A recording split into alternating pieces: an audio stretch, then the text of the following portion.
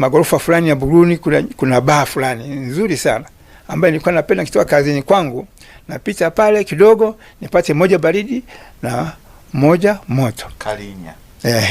Sasa pale karibu na kanisa la TAG nikakuta shule ya msingi pale walikuwa na ubiri injili saa 12 kasoro hivi wanamalizia.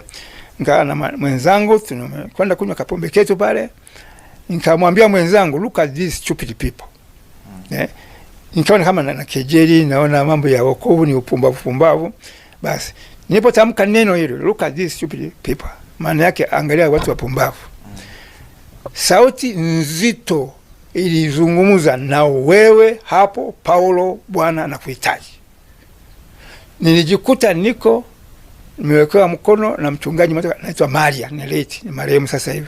Ameweka kichwani kwangu, sikuamini kinachoendelea.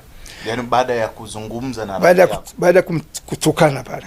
Na ulikuwa umbali gani kati ya mkutano na? Ni kama mita 50 tu. Mita 50.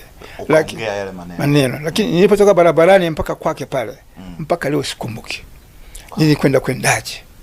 Na baada ya kuambiwa kwamba Jumamosi mje kwa kanisa la mchungaji hapa Wakajinga pate mafundisho, yule rafiki yangu tangu wakati ule, ilikuwa ni tarehe 18 mwezi wa 9 Jumatano saa 12 kasoro. Mwaka gani? Ilikuwa ni 1991.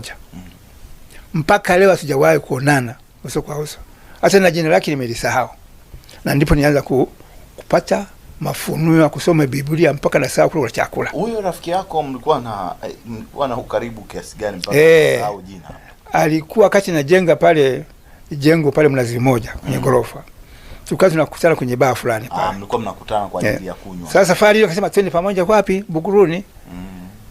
Tumalizie pale tutawanyika. Basi. Lakini mpaka leo hata simfahamu na jina lake nimelisahau. Huo mwaka wa 33 tangu nimeokoka. Ndio. Kwa hiyo baada ya pale nikaanza kusoma Biblia kama kitaa. Mpaka na mama anaweka chakula mezani na sahau kula. Nashtukia saa 9 usiku saa 10. Sauti inasema andika. Naandika. Makaratasi nimeandika na makaratasi maboksi iko Dar es Salaam mpaka sasa hivi. Na maboksi nimeandika mambo mengi. Nasikia andika. Naandika nini? Baadaye ndio ya kutukungua. Kumbe haya ndio naandika, ndio haya ndio matokeo ya vitabu hivi hapo. Nilikuwa nafunuliwa andika kama alivyofunuliwa Yohana wa Patmos.